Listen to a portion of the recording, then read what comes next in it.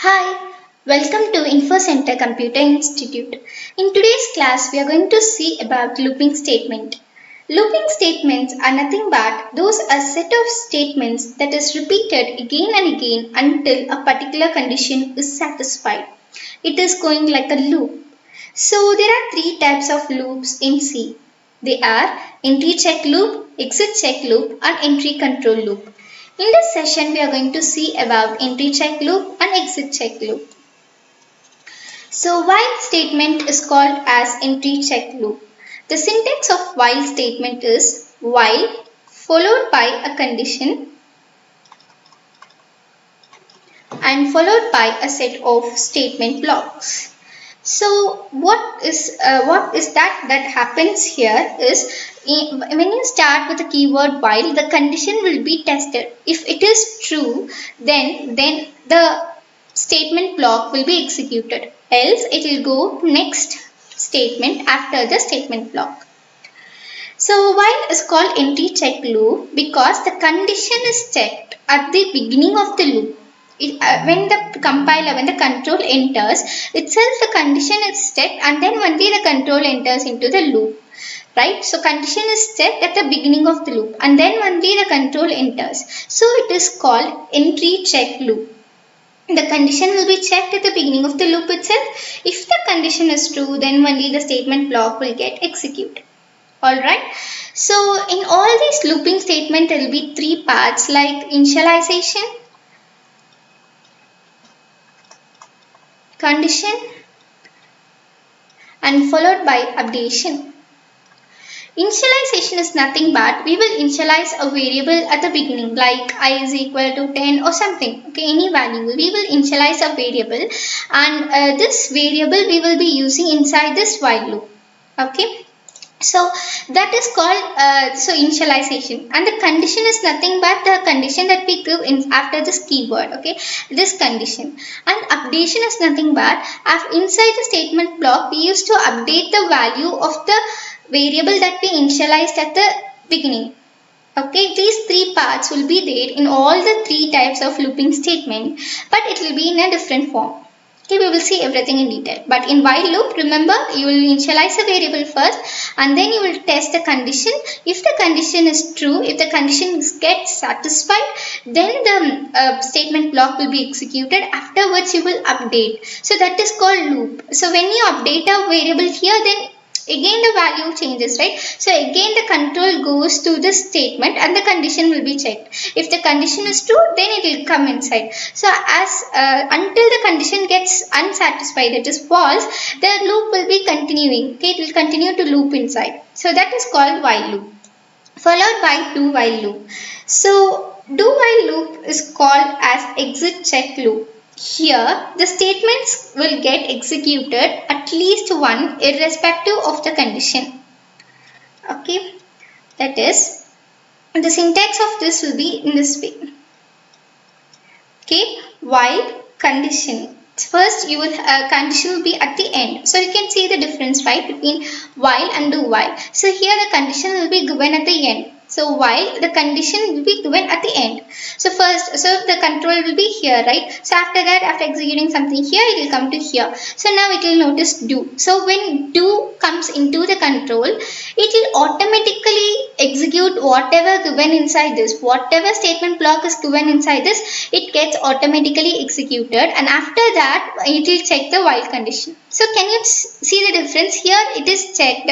Okay, here it is checked at the entry and then only the block is getting executed. But here only once is executed. Okay, the entire block is executed once and then only the exit. At the exit only the condition is checked. Again it checks. If it is true, then it goes inside the block. Else it will go to the next statement after the this block. Okay, after while whatever statement is given, it will go there. Okay.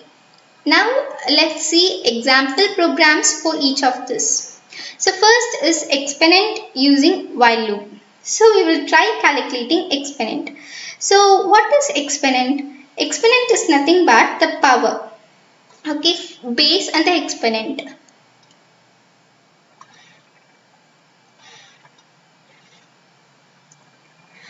Yeah. So if it is 2 power 5.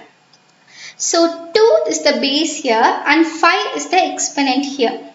So can you understand? So 2 is the base and 5 is the exponent. So this program uses while loop to calculate the exponent. Okay, now let's see how this program works. So as soon as it gets inside, we declare two variables, the base and the exponent, and we declare a float variable power, and we assign the value of power is equal to 1. So we just get the base and exponent from the user. For example, in this case, let's assume the base to be 2 and the exponent to be 5. So then what we use here, this is the initialization part. Okay, I said earlier, so this is the initialization part, this is the updation part, and this is the condition. Okay, so you can see that this is well stated here. So while giving the exponent, okay, there may be two cases in exponent. One, the exponent can be a negative number, another the exponent can be a positive number. So if it is a negative number, then what happens? 1 by 2 must be 2 power 5 must be calculated, right? So initially we assign the value of power as 1. So yeah, wait, I will start from here. So still here we just initialize the exponent. So the value we got for exponent is 5 and we just initialized it to the exponent. That is initialization for while loop. So now it is checked whether 5 is less than 0. Is it true? Is this condition get satisfied? No, it is not. So what happens? This block is skipped and it comes to this if block. Okay. But what if it is minus 5? Then this block will be executed. Power is equal to, so when it is minus 5, that is 2 power minus 5, we must calculate it as 1 by 2 power 5. Am I right? Yeah. So for that, we just divide it by 5. So we initially assign the value of power as 1 and divided it by base to 1 by 2. So we just continue doing this 1 by 2 into 1 by 2 into 1 by 2. Plus by 1 by 2. So this 5 times makes 1 by 2 power 5. That is 2 power minus 5. Right? So for that what happens? What should happen? Is this is first time. Okay. This is first time. This is second time. This is third time. This is fourth time. This is fifth time. So the entire thing should loop for 5 times. Right. So for that we are using the variable called expo here. So initially the value of expo is minus 5. Right. Now we are incrementing. So this plus operator is called increment operator, which means, for example, if you give the value of a as 1, okay, a plus you are giving, then what happens is a plus means a is equal to a plus 1. Right. So now what happens? Value of a will get assigned. So what is value of a? 1. So 1 plus 1. So we will reassign it as a is equal to 2. So when you declare a statement like this, then the value gets incremented by 1. Okay, whatever. So 5 plus gives you 6. 6 plus gives you 7. Minus 1 plus gives 0. Plus 1. Right? So the same thing carries here. So here minus 5 plus will come into account. So now when this gets executed, it will become as minus 4. Minus 5 plus 1 is minus 4, and then that value will be passed here. So minus 4 will be checked. So in the same way again so it will get added, so it will get divided. It will get divided, and then again the same thing continues. Okay, loops. So this is why we use loop. Okay, now we will leave this case. Okay. So now we will consider another case, that is a positive. So usually we used to give a positive, right? So 5 we are just taking here 2 and here 5. So now 5 is greater than 0, right? It becomes true. So now 1 into, I'll explain the for loop here. So this is initialization part, this is the condition part, and this is the updation part. In for, this will be executed first and this is second. This part will be executed third, followed by fourth. Okay, it will go to the updation and then again it will check the condition. This process goes on like this. So while calculating this, 1 into, what is the base? What is the base? It is 2.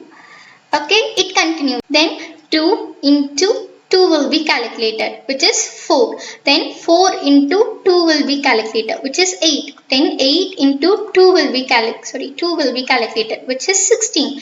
So this continues, and then 2 power 5 will be calculated, which is nothing but 32.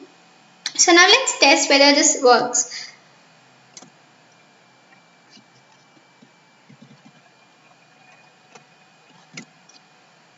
So I give the base value as 2 and the exponent value as 5. I got 32. Yes, success. So now let's start with factorial. So first initially we have a variable n and we assign f is equal to 1 and I is equal to 1. So f is used for factorial, okay, used to store the value of the final result. So we print f here, right? So that is the factorial value, and I is for this looping statement. Okay, so first n is to get the input from the user. So first we get the number from the user. So the number here is, we can just keep it as 6. So first of all, how will you calculate factorial? So 6 factorial is nothing but 6 into 5 into 4 into 3 into 2 into 1, which is nothing but 720, right?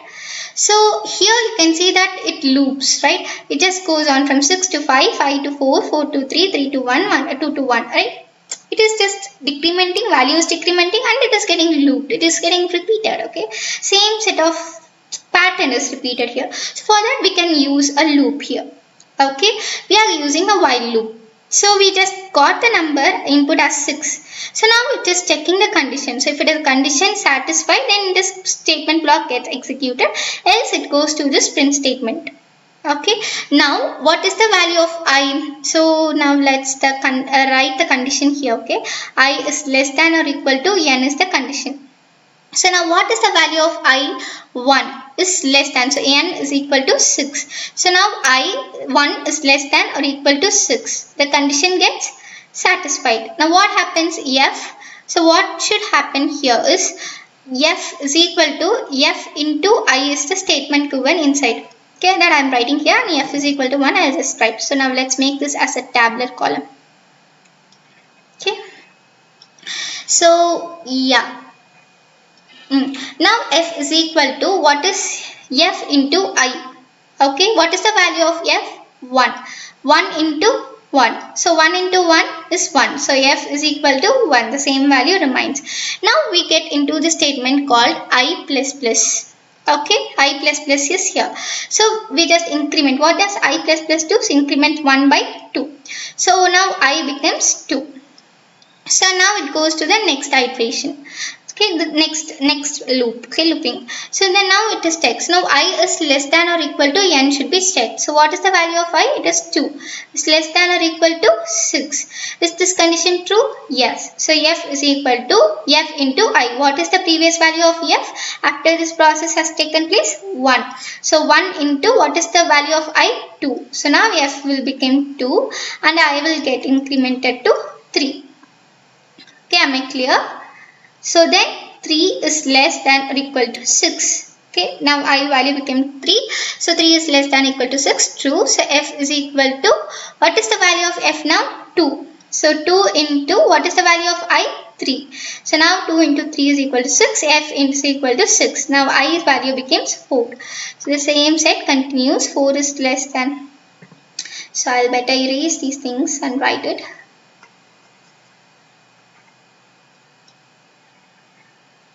We will continue. 4 is less than or equal to 6. It becomes true. So f is equal to 6 into 4, which is 24.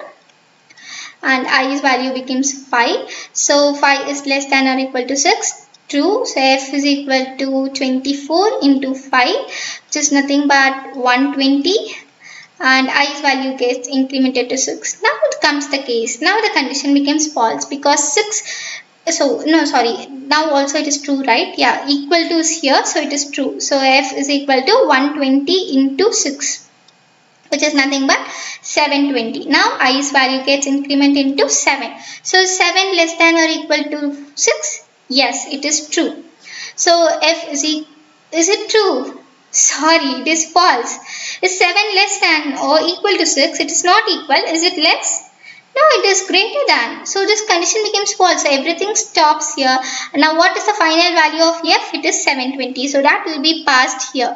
Okay, now the f's value gets fixed to 720 and now this gets false, right? What happens? It comes out of the loop. So this print statement will get executed. So factorial of n is 6 is 720 will get executed in the output screen. So now let's check that. So yeah, we must give it as int, right? So the return type must be int. So function f11, enter the number, I give it as 6, 720. Yeah, we got the same result. Great. So let's move on to the prime numbers. So here I have used do while loop. Okay, in prime numbers I have used do while loop. So first of all, what are prime numbers? A prime number is a number which is greater than 1, right? 1 is neither prime and not composite. And the number should be divisible by 1 and by the number itself. For example, if you take the number 11, it is divisible by 1 and also only by 11. It is not divisible by 2, 3, 4, 5, 6, nothing, right? Yes. So for this prime number, we have two conditions to get satisfied. That is, the number should be any number between 2 and root n. So you know why it is 2. So that is simple. Why it is root n?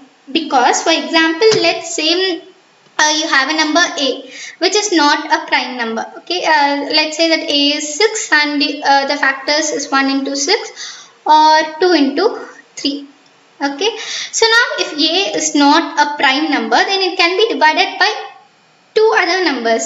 So let's say those two numbers are b and c and let's keep this number as a. So now a is equal to b into c. So now if b or c, any of them is greater than the square root of a, then the multiplication of b and c will be greater than a. So what is square root of 6 is less than, okay, you can just see in this example, is less than 2 and 3, right? So in the same way, so square root of a, okay, must be always less than the multiplication b and c. That is to be simple. So b or c, okay, is always less than or equal to. Okay, it can also be equal. So less than or equal to square root of a. So if it is divisible by any other number, that is it must be less than root of a. Okay, so b or c must be always less than square root of a. So remember this. So then only it is possible. The b into c is possible. So remember this, and now let's move into this program. So now do. So what happens in do? The entire set will be executed irrespective of any conditions. Okay, entire will be executed once and then only it will go into this while loop. Okay, so now here the same thing that I explained here, that is it should be between 2 and root n, right? So between 2, so it should not be 2 and it must be square root, I should be less than or equal to square root of n, right? So we are going to check these conditions now. So I'll just clear everything. So yeah. So now let's assume that user gives us the value as 3. So now what happens? Do. So 13. Okay, 13 is not equal to 2. That is true. Okay. Then 13 is not equal to 2. That is true. And so and evaluates for and it must be both the conditions must be true. Then only the output will be true. If any one condition is false, then the output will be false. Okay. So now 13 is not equal to 2 and 13 modulus of 2 is checked, right? Now what happens if condition is false? Okay, right? If condition becomes false, because 13 modulus of true is not equal to 0, so it becomes false.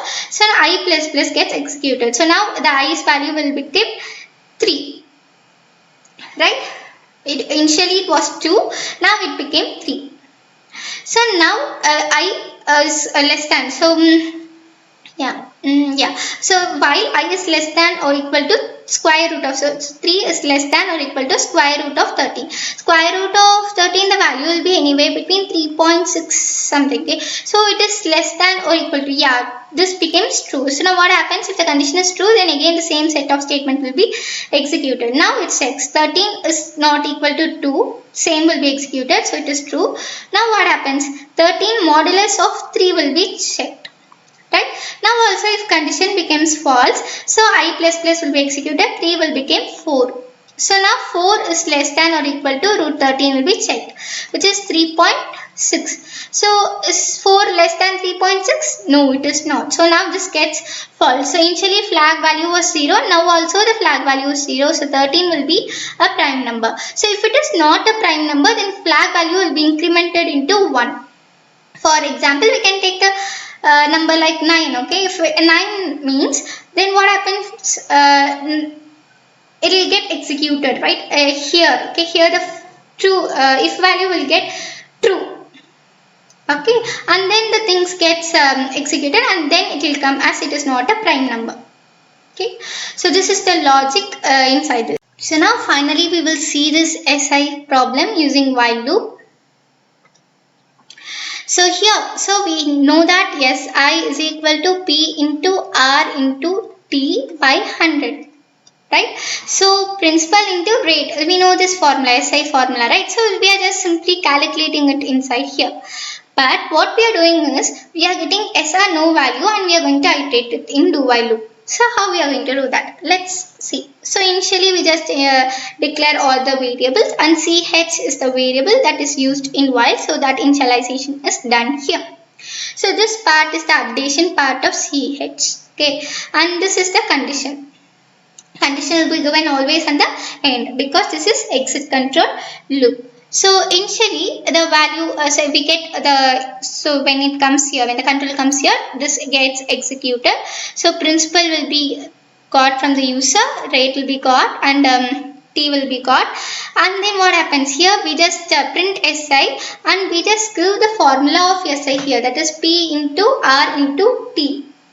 Right, we just gave the formula as the after comma, so it just evaluates this and assign this, print this here. So what is this percentage dot to F? This is nothing but print statement, right? Print F statement treats this percentage as special character you need to add. So it can know that when you type F, that is a float, okay, the result will be printed with a floating point type. Okay, this F will be printed. F is for floating point type, and this is a special character to say print that it is a special character. And point 2 is for print statement to print only 2 digits after the point.